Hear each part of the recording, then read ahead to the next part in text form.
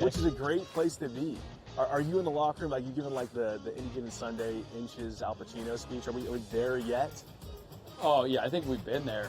We're gonna have a long talk with Rob today about the 99-199 issue from last week. Like I just don't get how he is still employed. We gotta talk to ownership about that one. The Smiley Show, only on SportsGrid. They're also showing a little bit more propensity to take the pull-up jumper, which I think is important for them. Aiden Holloway's been better. Grant Nelson's staying out of foul trouble. Clifford Murray is attacking the offensive boards and being the defensive threat that they need. If Alabama can defend, and they make a run, and they win the SEC tournament, I think they're the fourth number one seed. Betting above the rim, only on SportsGrid.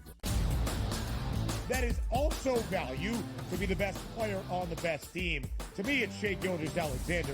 There is no doubt about it. The Nuggets probably going to finish, second overall in the conference here, and it's not going to get him the MVP. We'll see how it is down the stretch, and I assume this is going to tighten up, but barring a huge drop-off for OKC as a team, not just SGA, you could probably pencil him in for 30 a night. The Early Line, only on SportsGrid. The game is on. The stakes are high. But the action isn't just on the field. He's rearranging that rim. Get it inside! SportsGrid's in-game live. Your ultimate second screen experience. Just a little flyer, couple of 18.5 points live line. Every prop, every play, every day. Anything can happen. It's complete chaos. It's smarter to be on SportsGrid.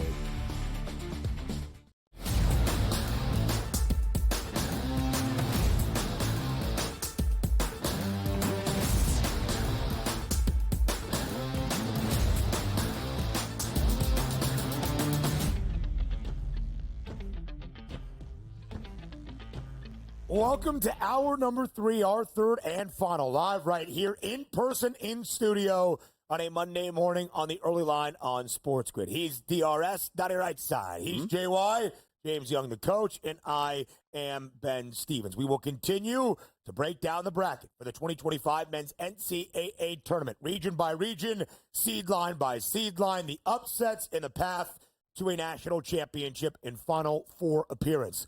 It is a 3-week run in a tournament known for its chaos, defined by its madness. Our national championship game exactly 21 days from now in San Antonio, Texas, inside the Alamo Dome. So as we get going here in this third and final hour, let's not bury the lead.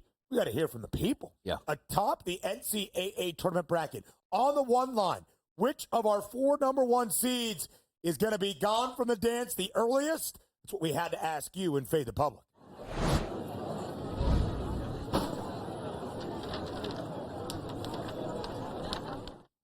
At SportsGrid on Twitter, which number 1 seed will be the first to be eliminated in the NCAA tournament?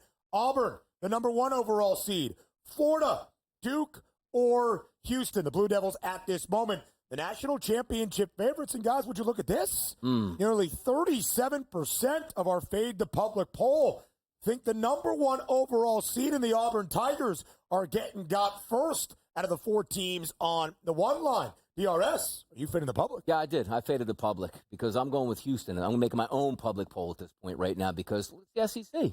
Come on, we're fading the SEC. This one, the people are going 37%. Auburn getting knocked out with one of the best players in the country playing the toughest in the conference, that they're going to slip up against a team they shouldn't slip up against. No shot for me. I went Houston at 28%. So for me, I'm not backing the public with this one. I'm going against the public. I'm taking Houston in this one. By the way, Florida down there, 12.9%. I mean, you want to get on that train right now. It's running. It's running wild, boys. But goodness. Here we go. Because here comes the Big East guy right here to tell you that it could be Auburn. I think it is Auburn because of the fact that you have to look at the 3 of the last 4 games.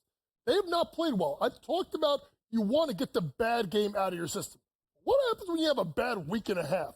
There's a lot that needs to be fixed. Sometimes your confidence gets shaken. Even with these are college kids, folks. Their confidence gets shook. And you look at a team with Creighton, with a great coach, with a 7-1 center Ryan Kalkbrenner, the 4-time defending Big East Player of the Year. I think Ben mentioned last night. Him, Patrick Ewing, only player to win it 4 times in a row, which is outstanding. Defensive Player of the Year. Defensive Player of the Year. So to me, Kalkbrenner is the type of center that could give Janai Broome fits. And you do have Ashford capability to knock down shots. To me, they're the most dangerous team, but you still have to knock off the defending national championship UConn. I think they have a favorable matchup versus Oklahoma.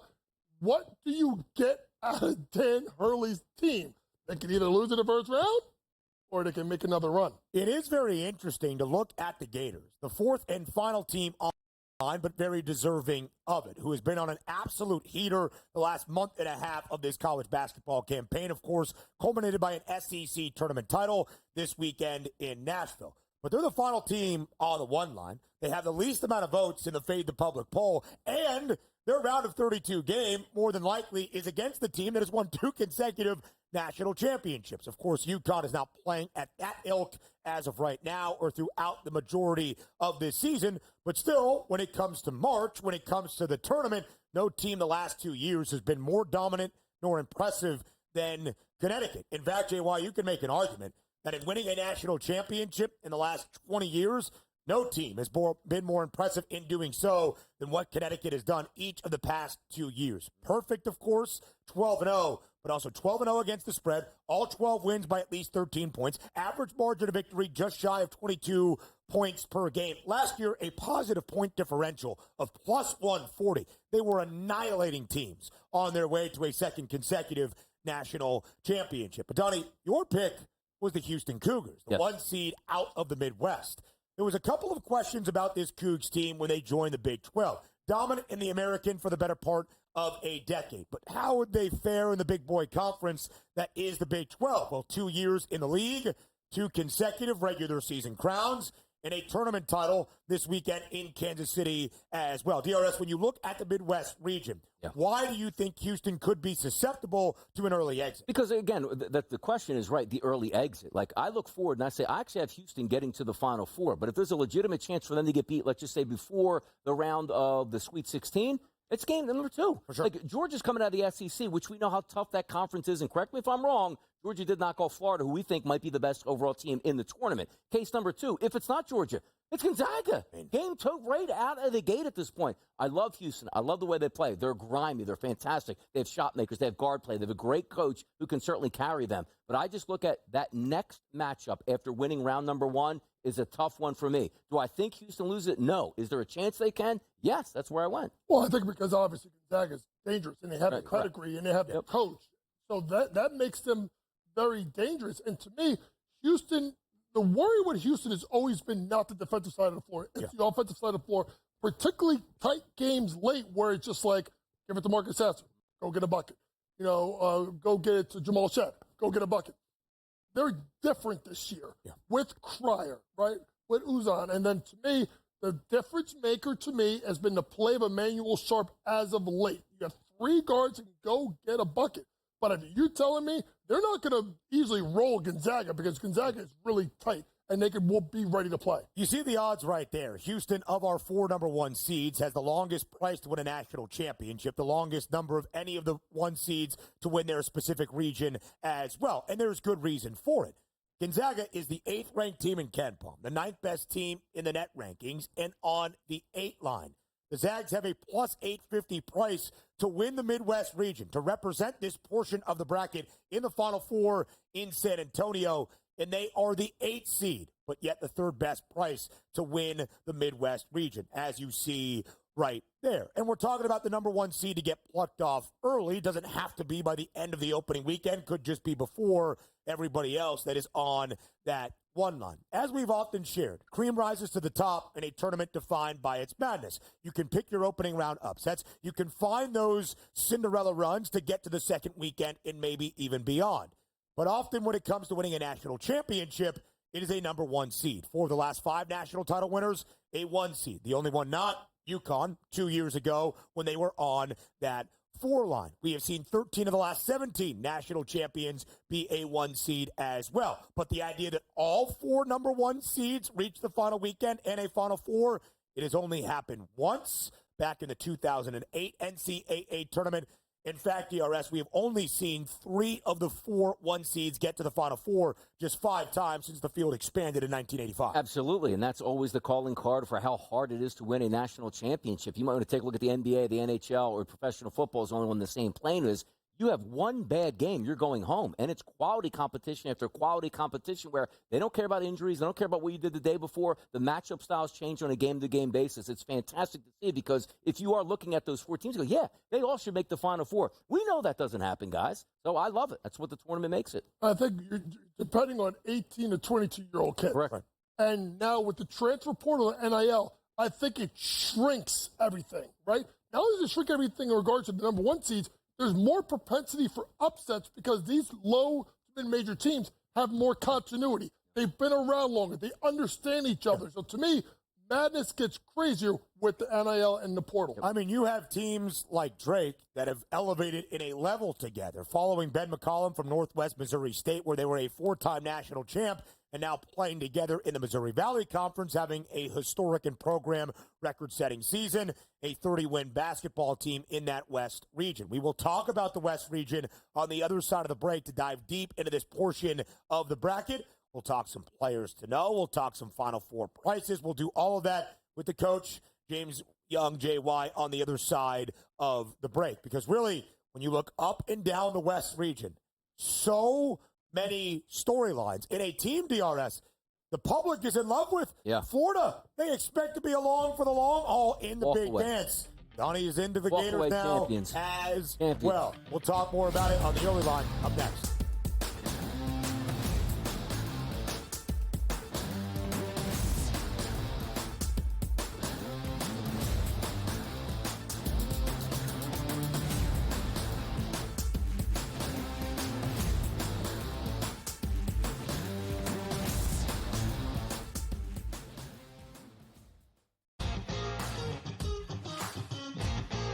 Which is a great place to be. Are you in the locker room, like you giving like the Any Given Sunday inches Al Pacino speech? Are we there yet? Oh, yeah, I think we've been there. We're going to have a long talk with Rob today about the 99-199 issue from last week. Like, I just don't get how he is still employed. We got to talk to ownership about that one. The Smiley Show, only on SportsGrid. They're also showing a little bit more propensity to take the pull-up jumper, which I think is important for them. Aiden Holloway's been better. Brant Nelson's getting staying out of foul trouble. Clifford Murray is attacking the offensive boards and being the defensive threat that they need. If Alabama can defend,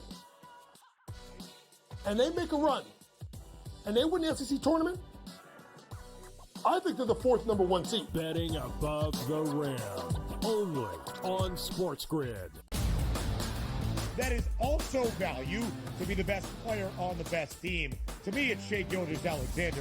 There is no doubt about it. The Nuggets probably going to finish, 2nd overall in the conference here, and it's not going to get him the MVP. We'll see how it is down the stretch, and I assume this is going to tighten up, but barring a huge drop-off for OKC as a team, not just SGA, you could probably pencil him in for 30 a night. The early line, only on SportsGrid. The game is on. The stakes are high. But the action isn't just on the field. He's rearranging that rim.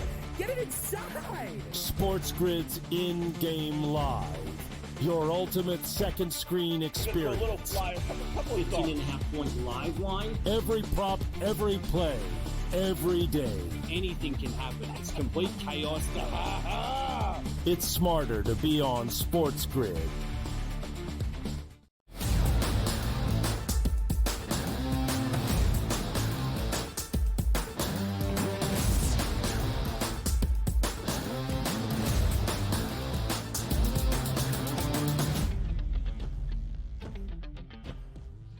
We welcome you back to this Monday morning, live right here on the early line, and now a deep dive into the West region of the 2025 Men's NCAA Tournament. And as we said, going to break, you go up and down this portion of the bracket, and there are so many things to know and so many headlines, of course, that will fill out the conversation. You have maybe the most dangerous team in the country in Florida as the 1 seed in the West region. Then you have the 2-time reigning champions as the 8th seed in UConn. You got the champions of the American, Memphis. You have maybe the hottest team in college basketball, winners of 10 straight, as the 12th seed in Colorado State. You've got a very talented Maryland team. You've got a Grand Canyon team that has made it to the Big Dance in 4 or 5 years under Bryce Drew. Missouri in the turnaround year over year by Dennis Gates. They had 0 wins in 19 games in SEC play a year ago. Now a 6th seed. We talked about Drake. Texas Tech is the 3 seed. UNC Wilmington, the champions out of the Coastal, led by a very talented young head coach in Takeo Siddle.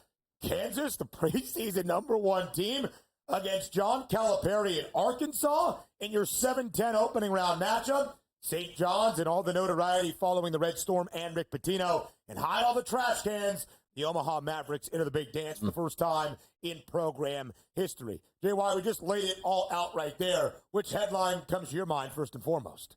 That's it? That's all we got? How much time we got? I mean, we could spend the next 3 hours just talking about this bracket right here. But the biggest storyline is Providence. And to see that, I mean, did anybody have it on their bingo card that St. John's was going to be a 2 seed? I knew they were going to be better after Pitino ripped this team last year. Yeah. I didn't expect this. Did I expect the Kansas team that was number 1 in the country getting Zeke Mayo and AJ Storr? Did I expect them to be a 7th seed? Absolutely not. Did I expect Arkansas to be a 10?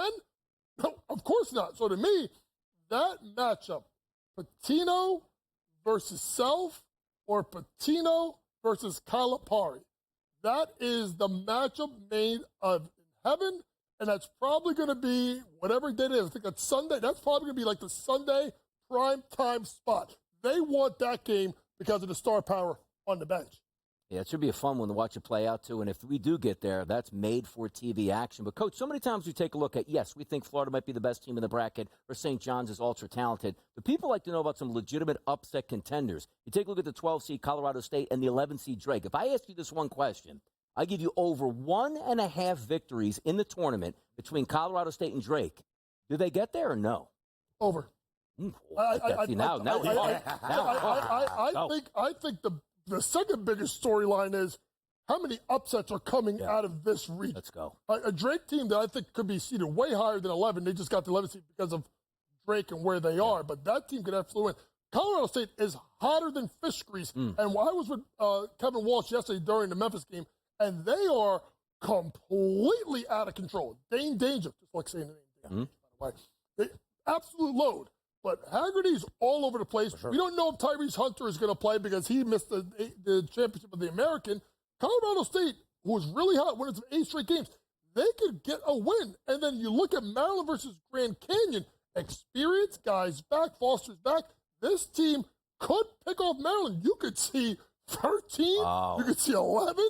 You could see 12. And then you have an intriguing 7-10 matchup. And Rick Pitino did say this. He said we can get to the Final Four, or we can lose in the first round. If that game is tight, St. John's has been blowing everybody out, can Omaha steal the game? The Mavs are going to keep it close. It's been a historic year for Chris Crutchfield and Omaha in what they have done. Keep an eye on Markel Sutton for this Omaha team, the Summit League Player of the Year. And just for Memphis, a really intriguing season for the Tigers.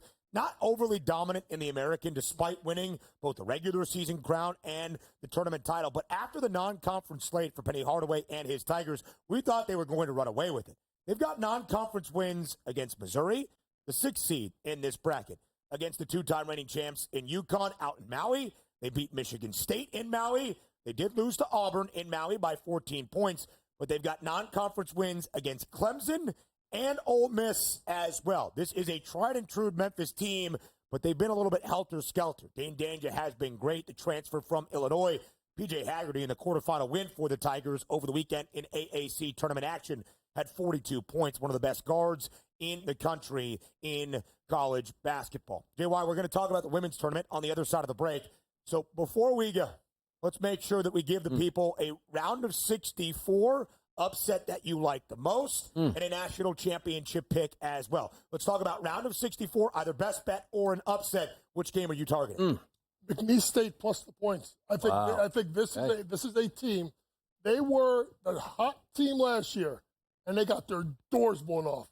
I don't know. I don't know if it's because of Will Wade. I don't know if it's the swagger of this team. I don't know if it's the manager. But anywhere I'm slicing or dice it, I like McNeese State plus the point, sprinkle in the money line. I think they go out and they beat Clemson in the first round. I like it. Now, also, Coach, we're taking a look at the top end of that spectrum. How about a disappointing team? Like, let's get the crystal ball out right now and be like, you know what? This team, based on whatever criteria you want, is going to disappoint you, Coach. Who is it? Well, I think Oregon is highly overseeded. Yeah. I don't think they're a 5 seed. Listen, Dana Altman, he wins every year. He's done a great job at Oregon for a long time. Was a great coach over at Creighton before that. I just worry that Liberty team could give them problems. And I'm going to look at the Big Ten, and it's going to be a tricky game in 4-13 in High Point and Purdue. Yeah. Ben and I talked about it last night. If High Point can protect the ball, or they turn over a lot, they could spring an upset. And if you're Purdue, do not get into a track meet. Get the ball inside the Kaufman red. Neither team plays especially fast, but both teams very efficient offensively.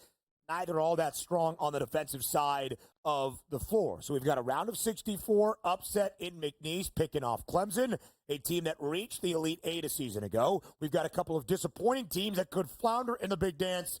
JY, you'll be with us in our next segment. But as we focus on the men's NCAA tournament, one last time with you, who's cutting down the nets exactly 3 weeks from tonight in San Antonio? I like Houston. The fact that they have the guard play, they have the coach, they rebound well, they need Juwan Roberts to get back. Their guard play and enough scoring should get them the national championship at 7-1 odds. A 7-1 price for the Houston Cougars, the 1 seed in the Midwest region, the back-to-back champions in the regular season out of the Big 12, and a team that in its last 5 appearances in the NCAA tournament has at least reached the second weekend, so the opportunity should be there. The women's big dance on the other side of the break.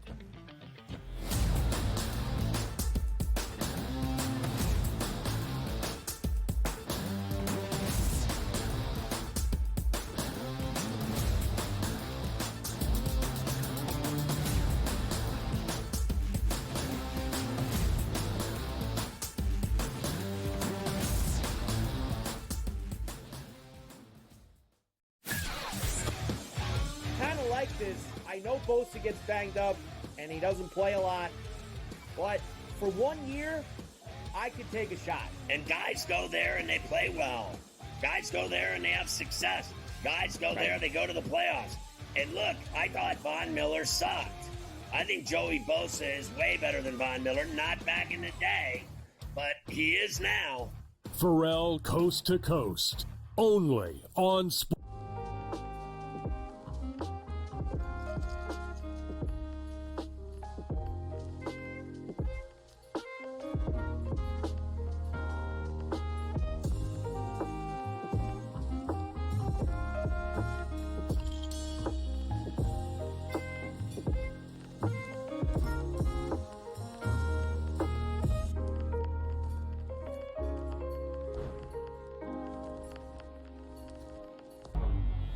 Two guys that can do it all. Too much electricity this morning. This is a good time. We're having a lot of fun. I had to do a triple take. Ka-ching!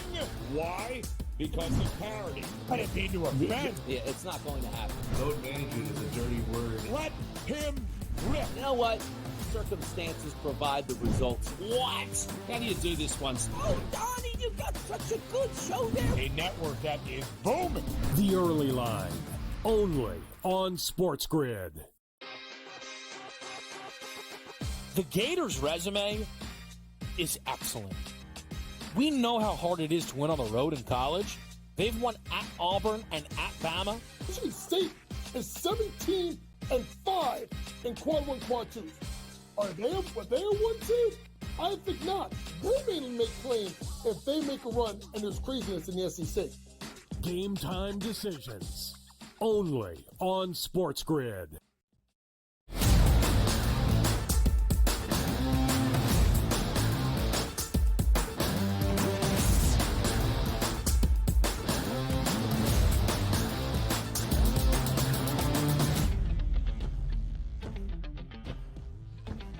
A Monday Live right here on the Early Line. Yesterday on Selection Sunday, not only the unveiling of the 2025 men's NCAA tournament bracket, same story for a Selection Sunday evening for the women's big dance in 2025 as well. The 4 teams on the one line. The number 1 overall seed, UCLA, the champions of the Big Ten tournament, the regular season champs in the Big Ten. USC, our fourth and final 1 seed, and then 2 teams from the same conference as well fill out the rest of our 1 seeds. That would be South Carolina, our reigning champs, and Texas. So all 4 1 seeds, JY, from the Big Ten and the SEC.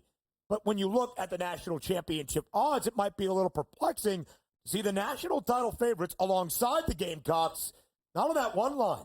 Gino Auriemma, it's Paige Beckers, and it's the Connecticut Huskies, a plus 270 price. They are the 2 seed in USC's region. How do you make sense of the odds in the bracket for the women's NCAA tournament? Well, you want to talk about crazy things. They've done it. They did it again. Last year, the way they lined it up, it was Angel Reese versus Caitlin Clark in the Elite Eight. Yeah. So now you're putting the 2 most polarizing figures again in the Elite Eight, now in Spokane, with Juju Watkins versus Paige Becker. Yeah.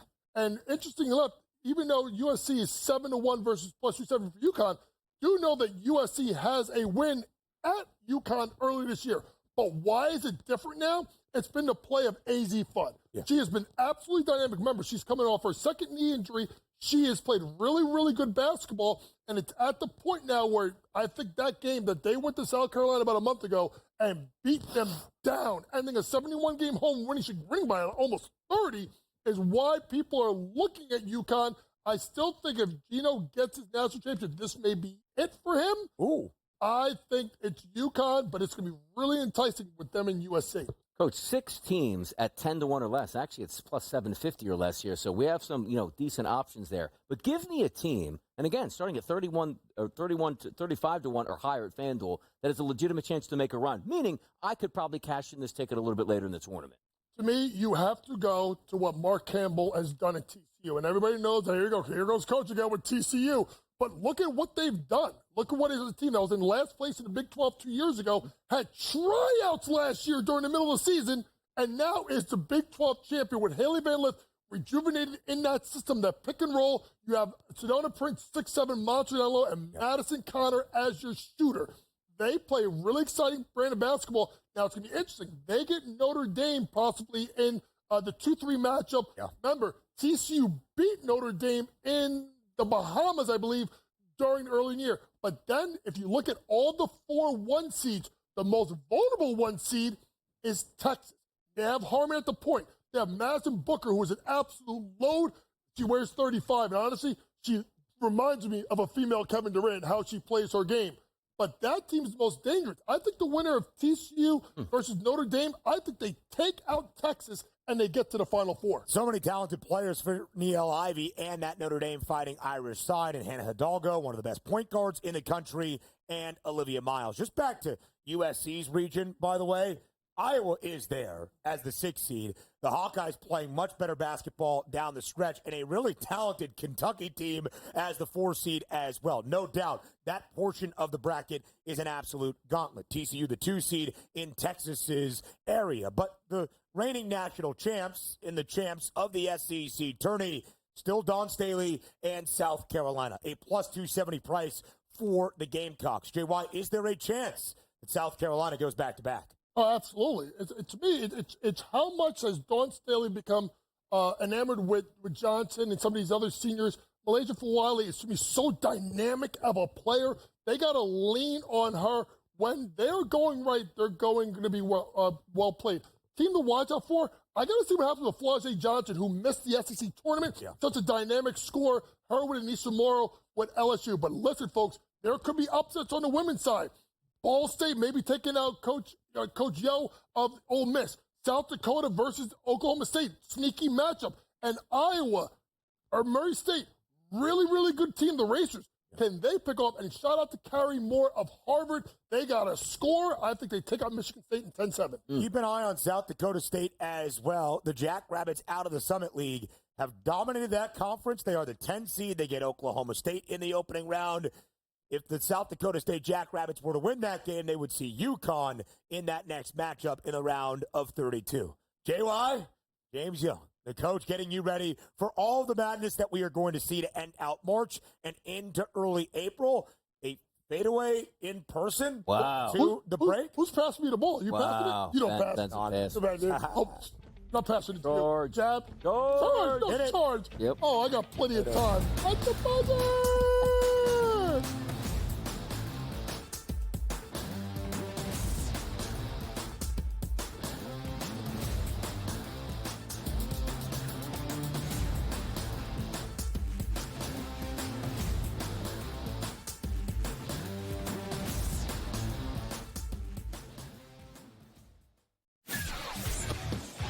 Kind of like this. I know Bosa gets banged up and he doesn't play a lot, but for 1 year, I could take a shot. And guys go there and they play well. Guys go there and they have success. Guys go there, they go to the playoffs. And look, I thought Von Miller sucked. I think Joey Bosa is way better than Von Miller. Not back in the day, but he is now. Pharrell Coast to Coast, only on Sports.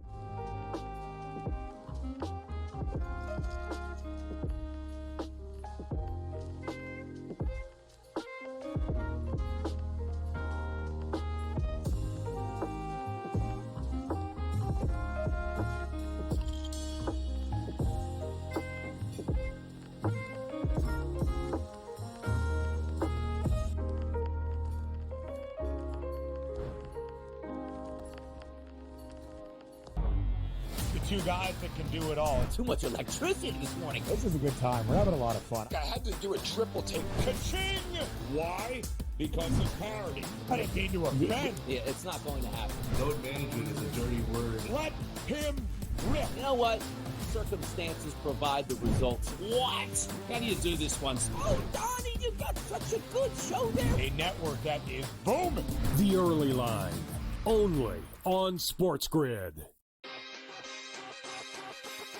The Gators' resume is excellent. We know how hard it is to win on the road in college. They've won at Auburn and at Bama. Michigan State is 17-5 in quad one, quad twos. Are they a one team? I think not. They may make claim if they make a run and there's craziness in the SEC. Game time decisions, only on SportsGrid.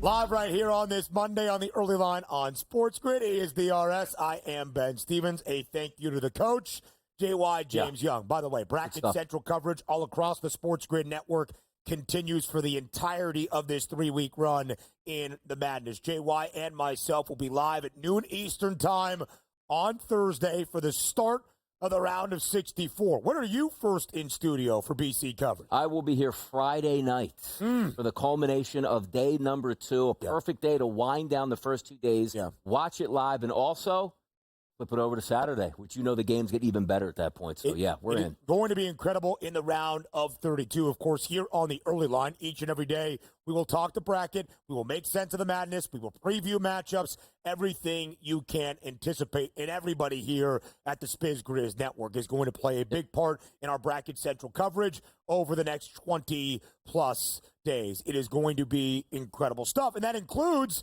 not just a round of 64, but the first 4 in Dayton, Ohio. 4 matchups, 2 on Tuesday, 2 on Wednesday night to book those spots into the field of 64 in the opening round beginning on Thursday. Again, here are our first 4 games. Our first in the first 4 tomorrow night, Alabama State and St. Francis, the 16 seeds, the Hornets of Alabama State, the champions out of the SWAC. St. Francis, PA, the champions of the Northeast Conference. The Red Flash go dancing for the first time since 1991. San Diego State and UNC, the nightcap in Dayton on a Tuesday. Wednesday, it's the Mount taking on American, and then Texas and Xavier. Of course, SDSU, UNC, Texas, and Xavier, the last 4 teams into the NCAA Tournament. DRS, let's start with that first of our first 4 play-in games. Alabama State, champions of the SWAC, and St. Francis, PA.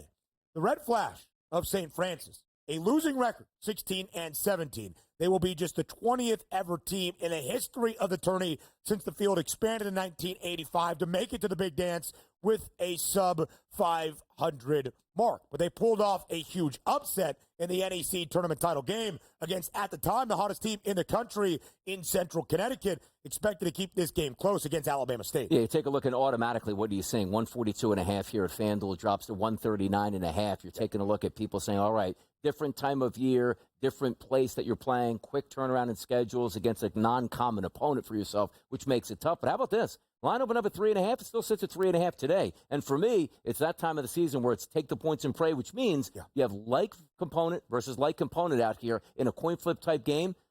I mean, granted, there's way better games we're going to break down than this one here. But if you're asking me, like, do I like Alabama State? Not necessarily. Neither do I like St. Francis at this point. But I can buy into buying that number, 142.5 down to 139.5, and saying, you know what, Dayton, tight rims here, maybe a little bit closer. It screams one of those games where it's 24-21 at the break. You know what I mean? Like staying under the total for me. Based on the matchup, I think there's a lot to like here for the Hornets and Tony Matlock, who won the SWAC, because they don't turn the basketball over. That's true. Third best turnover percentage offensively. They are going to take great care of the basketball. They don't get picked off. They don't force themselves into those bad scenarios, and they like to hoist the three. In St. Francis, PA, will let you take the three if you want it. I favor Alabama State, as do the odds makers, but just a 3.5-point spread. Let me get your thoughts on the automatic qualifiers having to play in the first four.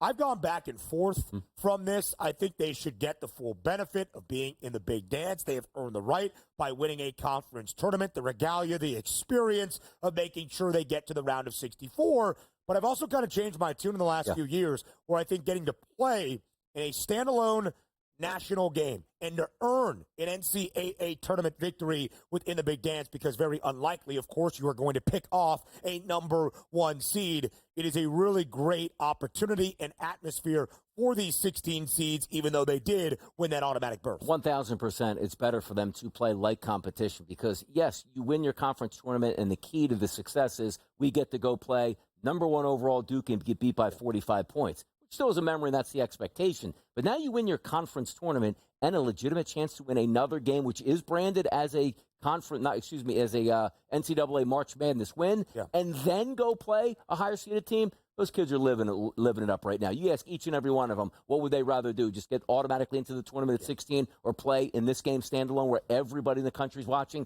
Hands down, it's a wonderful format that they provide these kids. And if you get that win, and you can build upon it, and you at least enter the opening round with a little bit of confidence, the winner of this first four game in Dayton will be the 16 seed officially in the South region. They get the number one overall seed in Auburn, but the Tigers, on a small slide, they've dropped 3 of their last 4. Alabama State into the NCAA tournament for the first time in over a decade, since 2011. Let's talk about the second first four game on a Tuesday night in Dayton. We'll continue to preview each of these two matchups tomorrow on the show on the early line as well. But, Donnie, here is the opportunity for North Carolina to look at everybody and say, you doubted our metrics, you doubted how good we were in terms of the quality of our resume. You don't think we should be into the NCAA tournament as the last team in? Here's the chance to prove them wrong and to start some March momentum. UNC, 3.5-point favorite in their opening round matchup, in the first four, I should say, against San Diego State. How do you break down this game between the Tar Heels and the Aztecs? Yeah, obviously we know the calling card for San Diego State for years has been their defense, and that certainly stands out at this point. But understand this line opened up for North Carolina as a favorite at minus 3.5 points. Still sits right now at FanDuel at minus 3.5 points. However, other outlets, Ben, have moved to minus 4.5, so some of that money coming in on Carolina, and I technically agree with it. But a similar calling card to these games in Dayton, Ben. 144.5 New Jersey, we posted here as a FanDuel price, now down to 142.5, and I expect those lines might even go lower than that point because I just don't see a running match between North Carolina and San Diego State. But having said that, the more talented team is North Carolina. Let me see where this line ends up because I thought 3.5 in that range was a fair price. You start talking 4.5 and 5 points, I'm automatically going to San Diego State because understand this. Yes, Carolina is talented, but if the MO is when they step up in competition or play competition that should be, let's just say, tournament worthy, they haven't won those games. Now you're asking them to win by 5+ points. That might be too tough. That is the knock against North Carolina. Only one quad one victory and 13 opportunities to pick up plenty more. So now they're going to be playing in what would be considered a quad one game if we were still using the net rankings in first four action in Dayton, Ohio. Can they seize this opportunity? That, of course, the question for Hubert Davis and the Heels. I will give North Carolina credit in this. They had an understanding that the resume wasn't overwhelmingly impressive in the final month and a half of this regular season. So outside of the two games against Duke, the regular season finale, semifinal matchup in Charlotte, even without Cooper Flagg and Malik Brown, UNC won all 8 games against non-Duke opponents, and in all 8 victories, the Tar Heels covered in 7 of those 8. They won all 8 by at least 6 points. This UNC team has been very stout in the games they've been expected to win, and they are expected to win. This one is a 3.5-point favorite, but I think you could argue San Diego State, outside of the Blue Devils, the best competition they are going to see. Again, the calling card for SDSU under Brian Dutcher has been the same. Slow, tempo, really stout defensively. Difficult to score on DRS around the rim, and it's why you've seen that total drop a couple of points, as you mentioned. Absolutely. And also, let's go back to a day previous, which was yesterday's Selection Sunday. You know what the committee I thought a disservice, though? We were all watching for Carolina to make it or to make it not in. The fact that they put them side by side and just popped them up on the screen, like, oh, wait, well, there's Carolina next, and they moved right on to the next game, was really interesting, I thought, because you thought that would have been a contentious point where everybody stopped was like, wait a second, is that them on that line right there? They're next to another team. Yep, popped them right in there. But, hey, Carolina's got the chip on the shoulder. There's something to be said about that. The final team into the NCAA tournament, that is North Carolina. And regardless of who wins in the first 4, DRS, the first year of the first 4 was 2011. Every year we have had the first 4 in the NCAA tournament, with the exception of 2019, a team that was victorious in Dayton also won at least one round of 64 game as well. We've even seen some teams like the first year for VCU in 2011, like 2021 for UCLA, an 11 seed be victorious in Dayton and make it all the way to the Final Four, from the first 4 to the Final Four, as you start to build that momentum. Ready to handicap some NBA games? They're playing? So we're doing it next.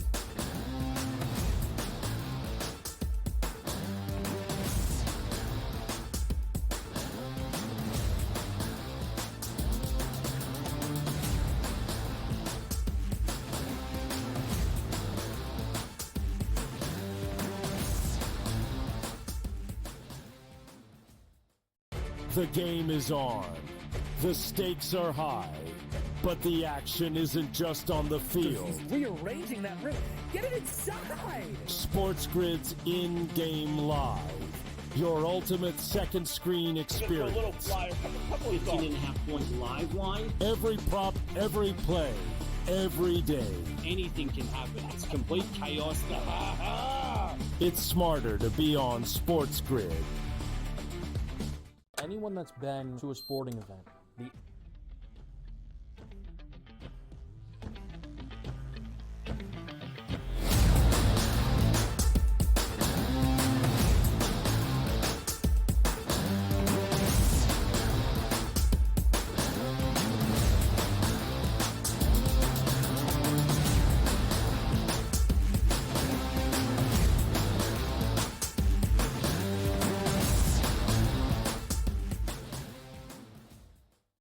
The game is on. The stakes are high. But the action isn't just on the field. He's rearranging that rim. Get it inside! SportsGrid's in-game live. Your ultimate second screen experience. A little flyer, couple 18.5 points live line. Every prop, every play, every day. Anything can happen. It's complete chaos. It's smarter to be on SportsGrid. anyone that's been to a sporting event, the atmosphere before a game, I think Game Time Decisions has that same exact atmosphere. This is our arena. This is what we do. There is going to be an energy to Game Time Decisions that you will feel night in and night out. The excitement you get when you lock your bets in, when you're figuring out what you want to do, we can zone in on the biggest games each night. I want this to be the place that people come to before the game. SportsGrid.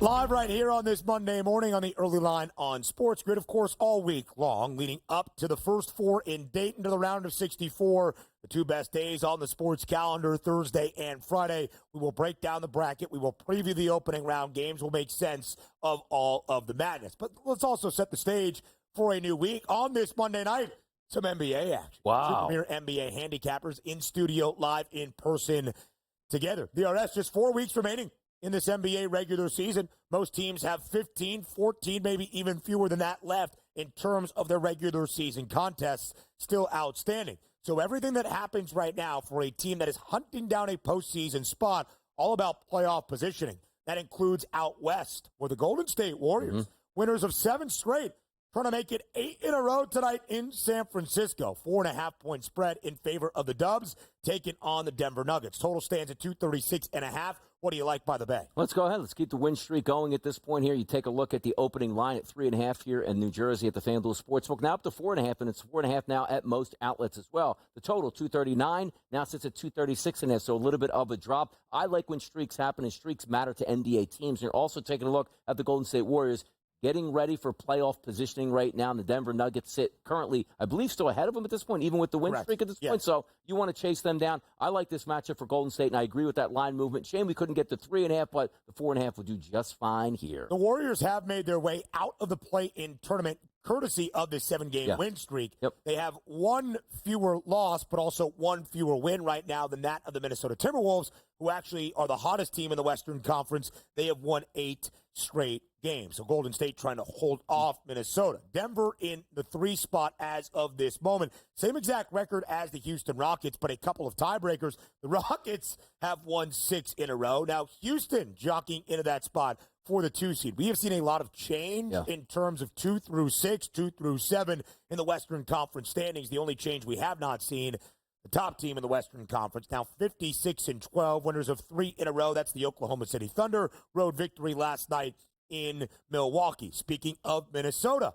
the hottest team out west. They have won 8 consecutive games. They're at home tonight in the Twin Cities, taking on the Pacers. 7.5-point spread in favor of the Timberwolves. Total at 229. How do you break down this matchup? Yeah, obviously, hot streaks, win streaks, you usually want to ride those out. But when you take a look at 3.5 to 4.5, a lot different than 8 and 7.5 is what you're seeing now. Line opened up overnight at the FanDuel Sportsbook, -8 points toward the home team, Minnesota Timberwolves. That's now dropped to 7.5. And a slight difference there on the total, 230.5 to 229. For me, I'm going to take the points at the 7.5 with the Pacers. Do I think there's a legitimate chance they can win that game? Yes, I do. But more importantly, I'm getting 7.5. Close game down the stretch here. 2-3 points goes either way. You still come away with a victory. Do I think Minnesota's the better team tonight? Yes. They're favored. They're supposed to win this game. I'll take the points with the Pacers tonight. Not necessarily to end the streak, but to keep it close enough where I have a legitimate chance to cover. The Pacers 13-13 against the spread as an underdog this season. Minnesota in the 8-game win streak has covered in 6 of those 8 wins. Golden State has been great, by the way, winners of 7 straight.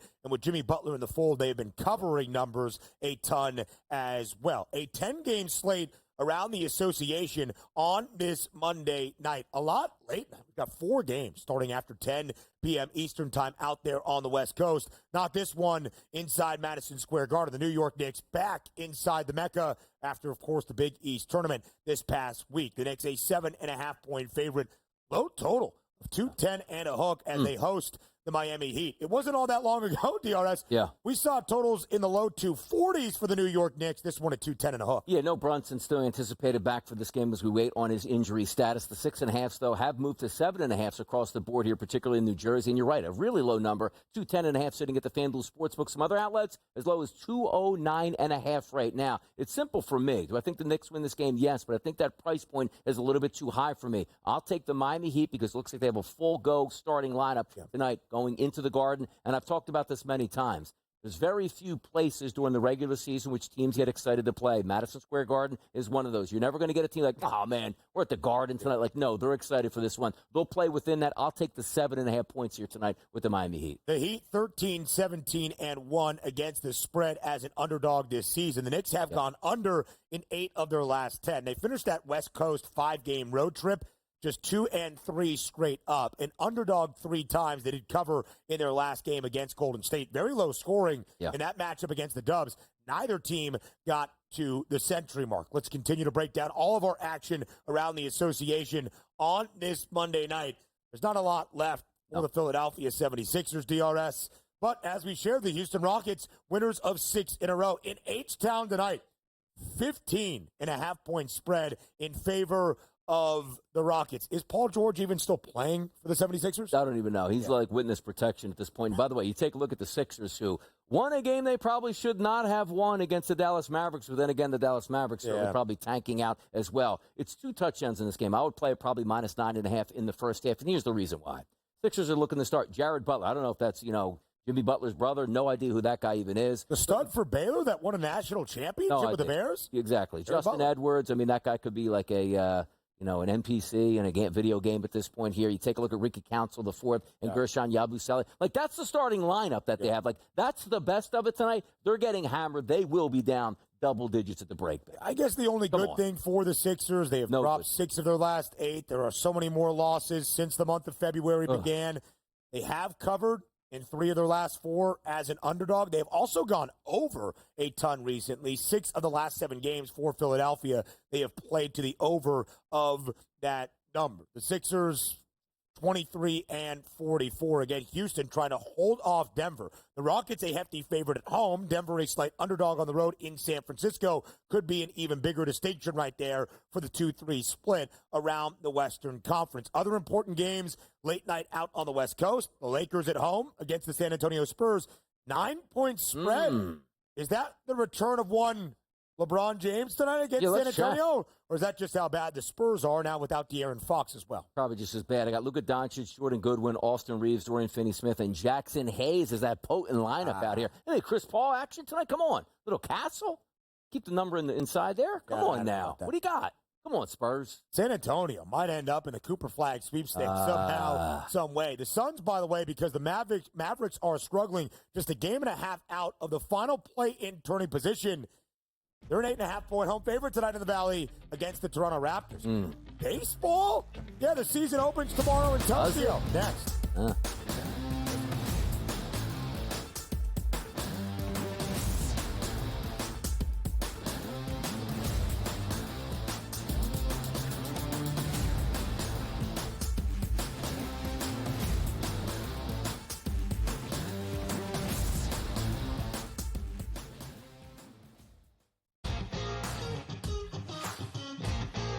Which is a great place to be. Are you in the locker room, like you giving like the Any Given Sunday Inches Al Pacino speech? Are we there yet? Oh, yeah, I think we've been there. We're going to have a long talk with Rob today about the 99-199 issue from last week. Like, I just don't get how he is still employed. We got to talk to ownership about that one. The Smiley Show, only on SportsGrid. They're also showing a little bit more propensity to take the pull-up jumper, which I think is important for them. Aiden Holloway's been better. Brant Nelson's staying out of foul trouble. Clifford Murray is attacking the offensive boards and being the defensive threat that they need. If Alabama can defend, and they make a run, and they win the SEC tournament, I think they're the 4th number 1 seed. Betting above the rim, only on SportsGrid. That is also value to be the best player on the best team. To me, it's Shai Gilgeous-Alexander.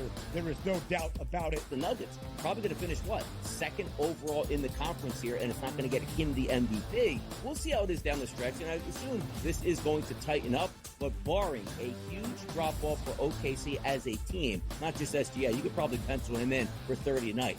The early line, only on SportsGrid. The game is on. The stakes are high. But the action isn't just on the field. He's rearranging that rim. Get it inside! SportsGrid's in-game live. Your ultimate second screen experience. 15.5-point live line. Every prop, every play, every day. Anything can happen. It's complete chaos. It's smarter to be on SportsGrid.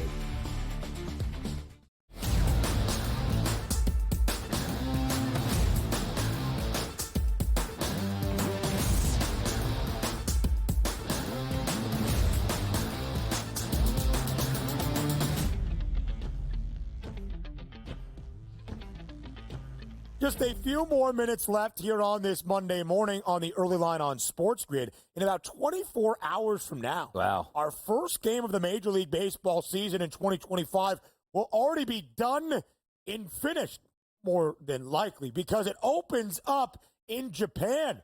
The Tokyo Series, a 2-game set in Tokyo, begins tomorrow between the Dodgers and the Cubs. And our first matchup of the season features 2 Japanese aces. For the Dodgers, it's Yoshi Yamamoto. For the Cubs, it's Shota Imanaga. The Dodgers, of course, booked as a slight favorite on the money line, as you would anticipate, maybe for 155 of 162 games in the regular season this year for the Dodgers, total at 7.5. Outside of the starting pitching matchup, DRS, that we can look at in just a moment. Big news for the Dodgers. Mookie Betts dealing with some illness that has caused him to lose, by reports, 10 to 15 pounds, more than likely not playing in the Tokyo Series for LA. No, and that's big news, too, because I think they said they're even contemplating and then putting him on a plane, sending him back to Los Angeles just to get ready for the next couple spring training games and getting ready for the actual home opener, which will take place next week. But that is a scary situation. That's not like, hey, I got some sniffles, I don't feel that good. 15 pounds for Mookie Betts, and as their manager pointed out,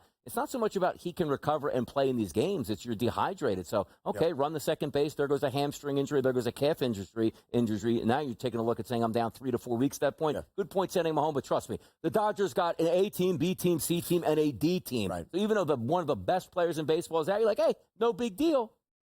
And you have 2 starting pitchers that are now in their second year in Major League Baseball, both sensational in their first. Yoshi Yamamoto from Japan, Shota Imanaga, the start of his MLB career, although he's a little bit older than your classic rookie, he was in the running for Rookie of the Year around the National League. The 2 aces there in game number 2 of the Tokyo Series on Wednesday, starting at 6:10 a.m. Eastern Time.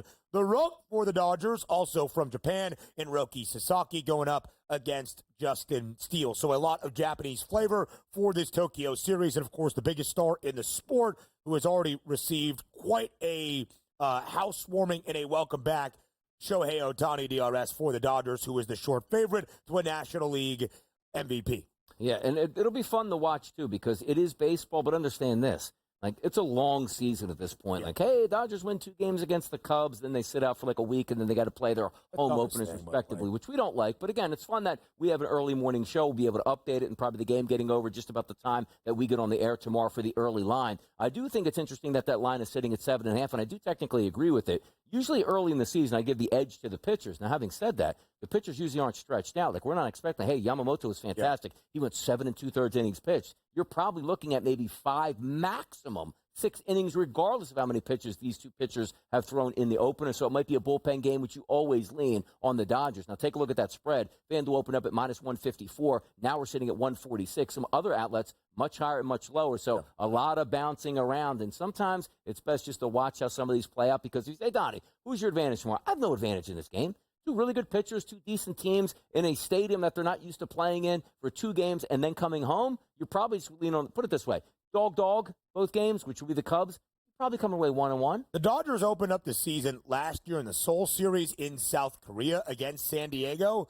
I believe they split that against the Padres as well, if I remember correctly. Last year, the first time in, I think, 10 years around MLB, we did not have at least one team get to 100 wins. Not a single 100-game winner, including the Dodgers, who ended up winning a World Series. That expected a change this time around. The Dodgers have a win total of 104.5. They are a minus 340 favorite to be a 100-win baseball team. The Cubbies, a more modest win total, 87 and a hook. But Donnie, Chicago, the favorites in slight minus money, minus 105 to win the National League Central. Yeah, I like the Cubs a little bit this year. And again, they play in a division that's manageable. They should be outspending everybody by a wide margin, but they don't, because they don't have to, and that's up to the owners at that point. But also focus on this for the Dodgers. It is crazy where they just say just a 100-win marker. 162 games, man. Like, are they going to be favored 150-plus games? For sure. Like, if they don't win 100 games this year, it's like, what are we doing? You should just go against the Dodgers every night, because their margin, Ben, isn't like, hey, we're worried about them being favored minus 135. Like, no, they're going to be minus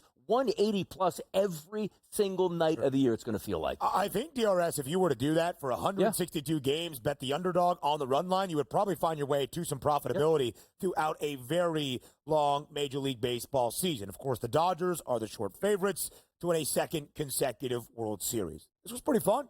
You and I in studio, in person together, reacting to all we saw around the men's NCAA tournament. A look at the bracket in the big dance, both the men's tourney and, of course, the women's tournament as well. Tomorrow, we'll be back on the early line starting at 8 a.m. Eastern time.